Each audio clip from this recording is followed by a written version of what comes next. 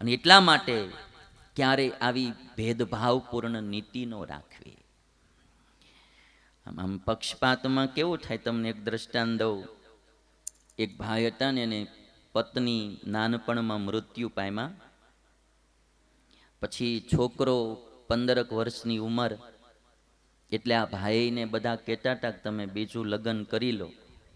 પણ આ ભાઈને એમ થયું કે મારે એકનો એક દીકરો અને હું બીજું ઘરવાળું કરીશ, અને પછી એ ઘરવાળીને આ છોકરામાં કાંઈ મમત્વ થશે નહીં, એના દીકરાઓ થાય, સંતાનો થાય, એમાં હેત વધારે થાય, અને આ છોકરો બિચારો મા વિનાનો દુઃખી થશે અને એને પક્ષપાત થાય. એટલે ભાઈએ એવું વિચાર્યું કે હવે મારે બીજો વિવાહ નથી કરવો.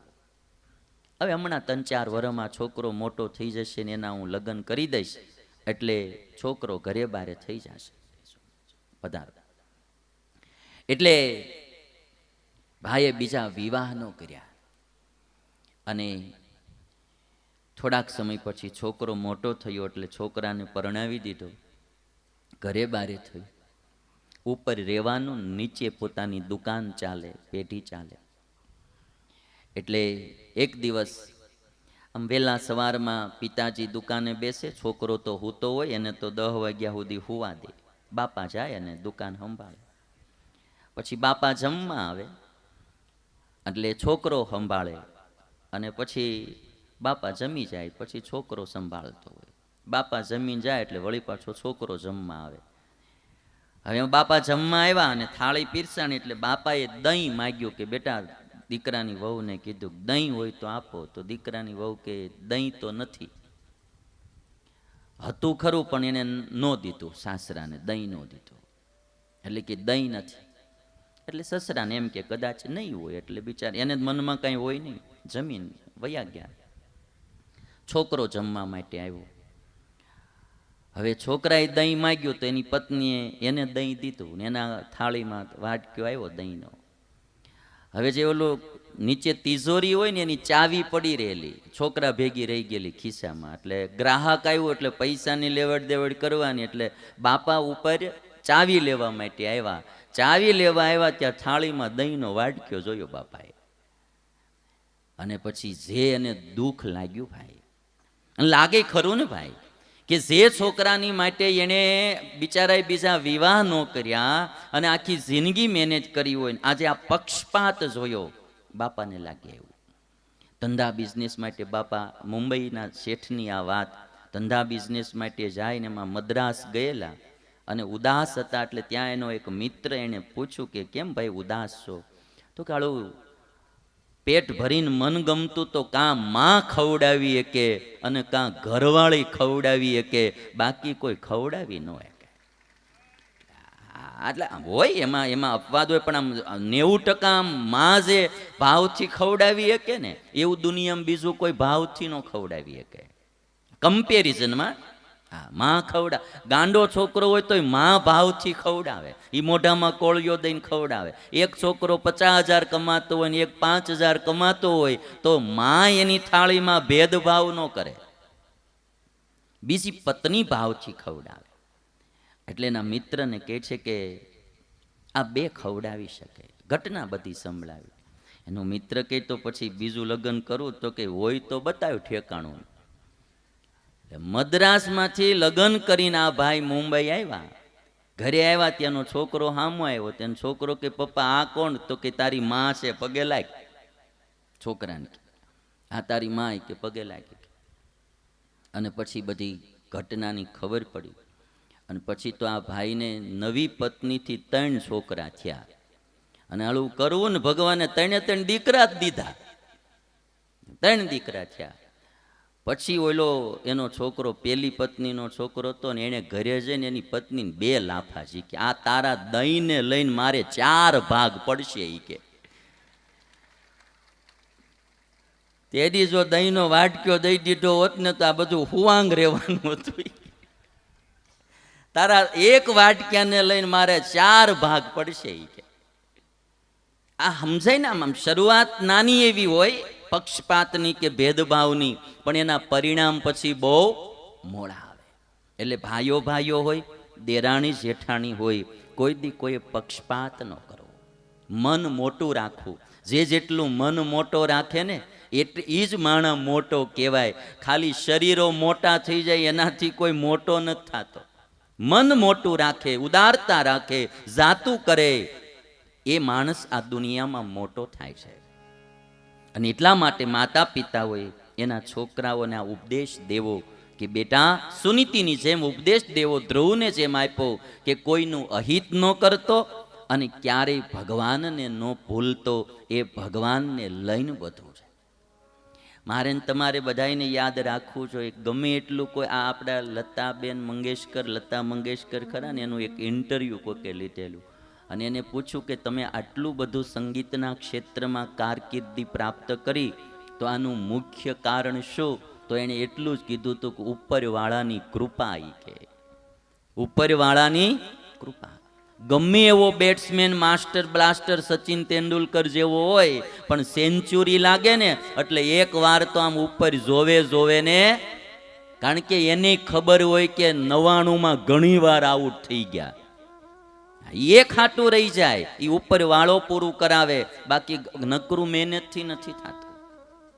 અને એટલા માટે કોઈ કવિ બધાએ પોતપોતાના દીકરાઓને આવો થોડો સુનીતિની જેમ ઉપદેશ દેવો.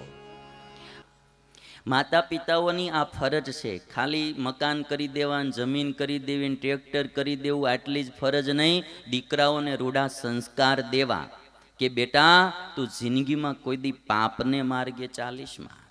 બાપ કહે સુન બેટા મારા, પાપને પંથે ચાલીશમાં. હરિભજનમાં ભંગ કરાવે, એવી ઘોને ઘરમાં રાખીશમાં. ભગવાનથી દૂર કરે, આ એવી વસ્તુઓ ઘરમાં બહુ ન રાખવી. અમુક ચીજો જે હમણાં આવી ગઈ છે ને, એ બધી માણાને ભગવાન ભજવા દેતી જ નથી. ધંધામાં નવરો થઈને ઘરે આવીને તરત ટીવીનું રિમોટ લઈને બેસી જાય. હવે ટીવી માંડ હવે ધીમું પડ્યું, ત્યાં હવે મોબાઈલ આવી ગયા. જ્યાં હોય ત્યાં અમુક તો કથામાં ગયા હોય, ન્યાય ત્યાં આમ જ કરતા હોય. આપણને એમ થાય કે કથામાં ગયો છે, વોટ્સઅપ જોવા ગયો છે. જ્યાં જાય ત્યાં ગમે ત્યાં એને હવે લગ્નમાં ગયા બેઠા હોય, આમ માંડવા વરાજો પરણતો હોય ને આવડો મોબાઈલ લઈને બેઠો હોય. આમાં માણસોમાં ભાવનાઓ હવે રહી જ નહીં.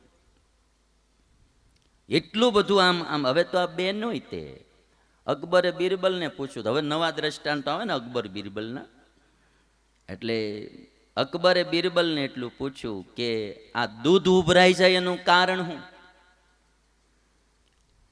અને નળમાં પુષ્કળ પાણી ચાલ્યું જાય એનું કારણ શું? અને આ ભાખરી દાજી જાય એનું કારણ શું? બિરબલે ત્રણેયનો ભેગો મળીને ઉત્તર આપ્યો, વોટ્સઅપ. સીધો સટ ઉત્તર દીધો કે આ વાલી બાયું વોટ્સઅપ જોવા રે ને કે એમાં દૂધ ઉભરાઈ જાય છે કે, અને નળ ખુલ્લા મૂકીને વળી કંઈક મોબાઈલમાં વાતચીતમાં કે ઓલામાં લાગી જાય તો એ પાણી હાલ્યા જાય કે ભાખરીઓ એટલે જ દાજી જાય છે. એટલે આ તમે આમ જુઓ ને તો આવું થઈ ગયું છે. એક ભાઈ જમવા બેઠેલો ને જમતો તો તેની પત્નીને કે તને મેં કેટલી વાર નાક કાપીને કીધું છે કે તારે રાંધતી વખતે વોટ્સઅપમાં નહીં મોઢું નાખવાનું. આ જોતો ખરી, આ કઢી નથી કાંઈ મીઠું, નથી કાંઈ હળદર, હાવ છાશ જેવી કઢી કરી છે એ કે.